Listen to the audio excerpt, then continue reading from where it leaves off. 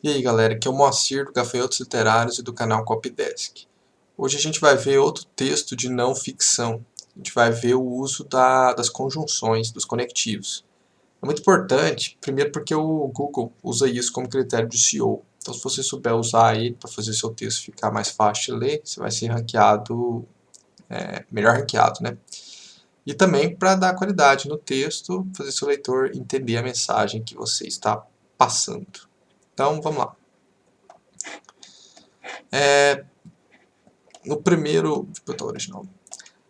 Essa primeira frase aqui desse texto que é um artigo meu, a gente já tem um problema, a gente já tem a falta de uma conjunção aqui. Se você pensa em contratar um ghostwriter, é bom que entenda algumas coisas. Olha aqui, depois dessa vírgula a gente poderia colocar um conectivo aqui, certo? Se a gente colocasse um então, o texto ganharia qualidade. Se você pensa em contratar um ghostwriter, então é bom que entenda algumas coisas.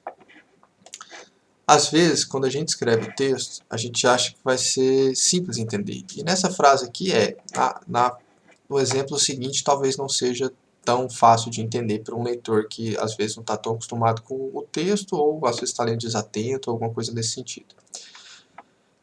O que acontece é que a gente usa esses conectivos justamente para o leitor, quando ele bate, que o cérebro da gente treinado para ler, quando ele bate o olho nesse então ele sabe o que é o sentido dessa frase, essa segunda, em relação, dessa oração, né? Da segunda aqui em relação à primeira. Então, isso já ganha uma qualidade, uma facilidade de leitura bem grande. Vamos ver o segundo exemplo. Muitas vezes, na verdade, não precisa, mas seria um ganho de qualidade também colocar uma vírgula aqui, né? Então aqui seria muitas vezes o produto final, um livro de ficção ou biografia, por exemplo, só existe na mente do cliente. Conseguir acessar esse material dos sonhos, e aí continua. Nosso foco é aqui, ó, depois desse ponto. Então como que ficaria isso daqui?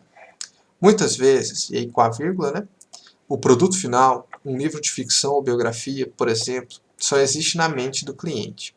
Aí a gente colocou isso aqui, ó. Dessa forma, conseguir acessar esse material dos sonhos, entender o que é para ser feito em detalhes, pode ser uma tarefa árdua, ainda mais sem referências claras. Olha, no original, perceba o seguinte.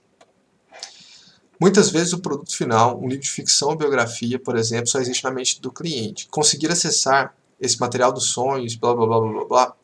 Ó, perceba, se quiser parar o vídeo e ler a frase, perceba que às vezes, se eu não colocar esse conectivo, quem não é familiarizado com o assunto, e provavelmente não é, senão o artigo não faz nem sentido, pode ter uma dificuldade para entender qual que é a relação dessa sequência de informação aqui com o que veio anteriormente. Por isso que a gente coloca coletivo, que é o cérebro treinado, as pessoas que já aprenderam a ler há muito tempo, já conseguem entender o sentido a relação entre as duas. E aí facilita demais a leitura, além de ser critério de SEO do Google, como eu já disse.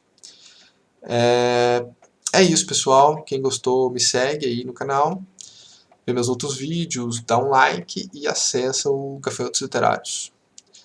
Valeu!